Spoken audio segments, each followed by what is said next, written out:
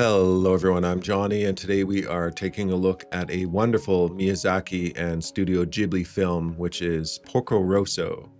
This film might not be as well known as other Ghibli films, mostly in part because I believe it's a Miyazaki passion project. But if you share this passion with Miyazaki, you're definitely going to love this movie. Besides that, it's overall still a very wonderful movie. So let's check it out. So what is this Miyazaki passion behind this movie? Well, it's his love of aircraft, of course. Porco Rosso is actually based on a short manga produced by Miyazaki called The Age of the Flying Boat. The story takes place in the Adriatic Sea and in a rising fascist Italy. The date is 1929, a golden age for aircraft design. Small and large aircraft designers compete for government contracts and to set records. Air races and stunt shows were the big-ticket events of the day. It was a time when people were romantic about aircraft in a way never before imagined. Designs were radical and often unsafe. Pilots were heroes and many were former World War I aces, like Porco Rosso himself. Not only does this anime fully dive into this golden age of aircraft, it blends with it another form of popular fiction that sprang up around the World War I era, which is the fantasy genre of the sky pirate, a genre that dates back as far as Jules Verne's Robert the Conqueror. But if you were born around the same time as me, you'd be more likely to relate the genre to Tailspin. This is Don Carnage here, speaking to you with my voice. Porco Rosso is a great blending of fantasy, the real climate of fascist Italy, the golden age of aircraft, and the beauty of the Adriatic Sea. Porco Rosso's hideout is likely inspired by Staniva Beach, on the Croatian island of Vis, for example. Many aircraft featured in the film are either directly modeled after the real thing or inspired by several aircraft of the time. The animation studio name Ghibli is actually a reference to Miyazaki's love for Italian aircraft. It's an Italian nickname for a Caproni 309 Ghibli, the name meaning desert wind.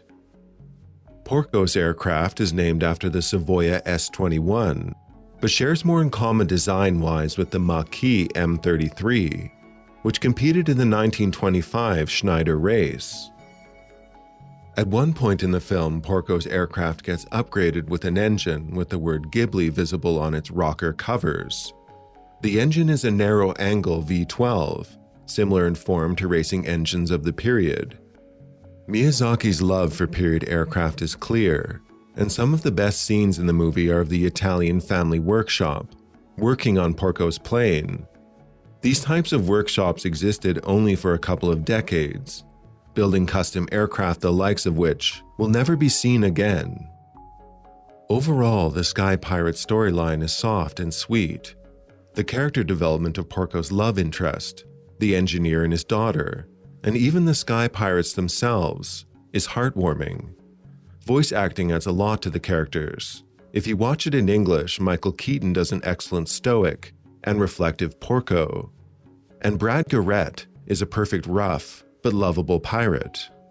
Boss, do we have to take all 15 of them? Yeah, it's not nice to separate them from their friends. There is a depth to this pig, however, that can go underappreciated if you aren't paying close attention. The origin and nature of Porco's curse is often the most debated or talked about aspect of Porco, as the movie never clearly explains it, leaving it vague and open for interpretation. My interpretation is as follows. Porco suffers from survivor's guilt. It's frequently brought up in the movie that Porco is a pig, a womanizer, and maybe even a man or pig without honor, having abandoned the military. I believe this to be the exact opposite. Porco, when hunting pirates, will only ever shoot the engines of their aircraft, and never the pilot. Porco, when fighting in World War I, offered to trade places with his best friend who was shot down. He made this offer during a vision he was having, of aircraft going to a type of pilot's heaven. Here, Porco's vision even included pilots of all nations, flying peacefully, together.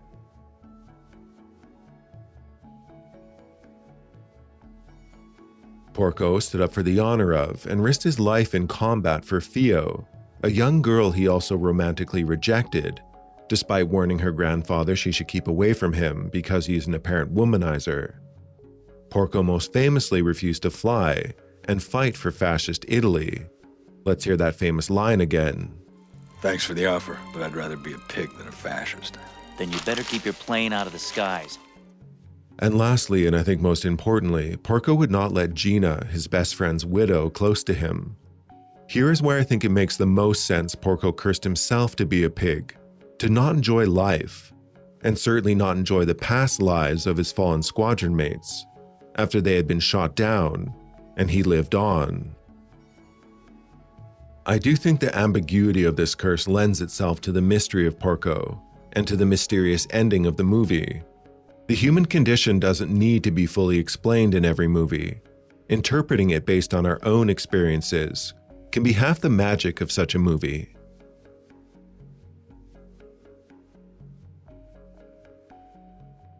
Alright, I'm Johnny. Thanks for watching. Do check out Porco Rosso and let me know what you think in the comments section.